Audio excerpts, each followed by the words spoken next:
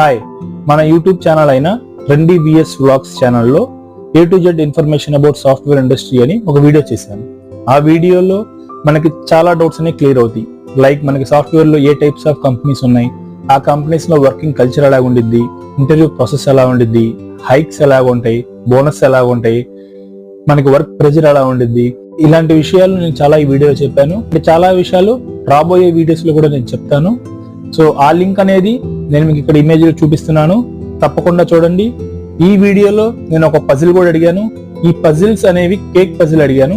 Puzzles అనేవి మనకి managerial rounds లో చాలా ఇంపార్టెంట్. సో అందుకని నేను అడిగాను, దాన్ని మీరు ట్రై చేసి కమెంట్ సెక్షన్ లో పెట్టండి.